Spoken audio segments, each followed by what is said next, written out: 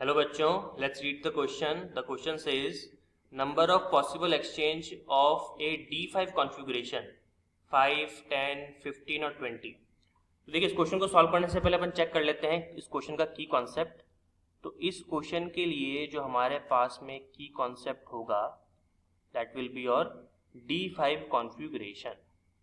D5 electronic configuration,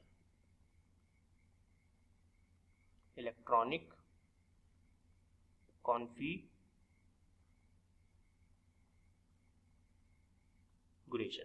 अब देखिए, अगर हम D5 इलेक्ट्रॉनिक कॉन्फ़िगरेशन की बात कर रहे हैं तो मतलब क्वेश्चन ये पूछना चाह रहा है कि D5 जो कॉन्फ़िगरेशन है उसमें इलेक्ट्रॉन कितनी बार एक्सचेंज हो सकता है, कितनी पॉसिबिलिटीज है उसके एक्सचेंज होने की.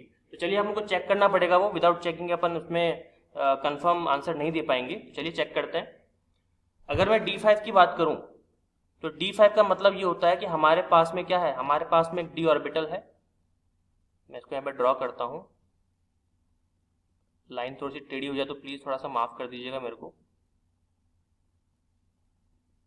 है ना. 1 2 3 4 5 मैं दो तीन है ना ड्रॉ कर लेता हूँ क्योंकि सबकी जरूरत पड़ने वाली है अपने को.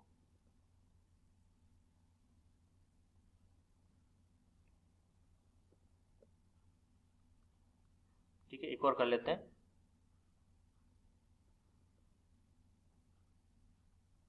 इस तरह से. अब D5 का मतलब क्या होता है कि हमारे पास में d ऑर्बिटल है और उस d ऑर्बिटल के अंदर 5 इलेक्ट्रॉन है, वो भी अनपेयर्ड. 1 2 3 4 5. ठीक है. अब मुझे बात बताइए, अगर मैं यहां पर बात करता हूं केवल इस इलेक्ट्रॉन के, अभी इसके ट्रांजिशन की बात करता हूं मैं, तो ये कितनी बार ट्रांजिशन कर सकता है बताइए. मैं आपको करके दिखाता हूं. ये यहां पर क्या इधर ट्रांजिशन कर सकता है? बिल्कुल. क्या ये इधर ट्रांजिशन कर सकता है? कर सकता है. 2 हो गए. क्या ये इधर नहीं कर सकता? बिल्कुल कर सकता है. 3 हो गए. क्या इधर नहीं कर सकता? इधर भी कर सकता है. मतलब एक सिंगल इलेक्ट्रॉन की, जिसको मैंने हाईलाइट किया है, वो 4 तरह से 4 बार क्या कर सकता है बताइए, 4 बार अपनी पोजीशन एक्सचेंज कर सकता है. ठीक है, राइट. तो यहां पे मैं क्या लिखूंगा, तो यहां पर इस इलेक्ट्रॉन की जो एक्सचेंज पॉसिबिलिटी वो कितनी है, 4 है. ओके, ठीक है. अगली बात करते हैं, नेक्स्ट कौन सा है.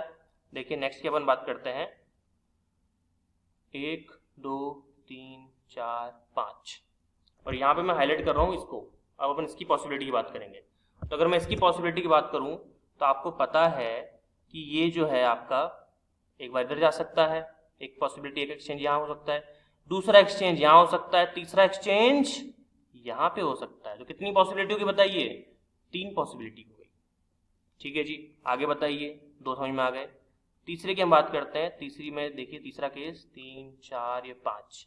अब यहाँ पर मैं हाईलाइट कर देता हूँ इसको एक सेकेंड. इस वाले को 2 की हमने बात कर ली, हम तीसरे की बात करेंगे अब. तो जब मैंने इसको हाईलाइट किया तो देखिए, ये इधर जा सकता है एक एक्सचेंज और दूसरा एक्सचेंज. तो कितनी पॉसिबिलिटी है इसके पास, बीच वाले के पास? केवल 2 पॉसिबिलिटी है. और अगर हम लास्ट वाला केस देखें, 1 2 3 4 और ये 5. ठीक है. तो यहाँ पे देखिए आप, यहाँ पे अगर हम बात करें इसके एक्सचेंज की, इसको मैं पहले हाईलाइट कर देता हूँ इस वाले को. तो यहाँ पर इसकी पॉसिबिलिटी कितनी आ रही है, केवल 1, यानी कि 1. तो मुझे आप बता सकते हो कि D5 के अंदर टोटल एक्सचेंज पॉसिबिलिटी कितनी है बताइए. तो पॉसिबल एक्सचेंज हो गया दैट इज 4 + 3 + 2 + 1, यानी कि 4 और 1 5, 5 और 5 10, 10. तो कौन सा ऑप्शन होगा बताइए, कौन सा ऑप्शन से मैच कर रहा है? ऑप्शन बी के साथ में मैच कर रहा है. Option B will be your right answer, your final answer. Hope you understood it well. All the very best.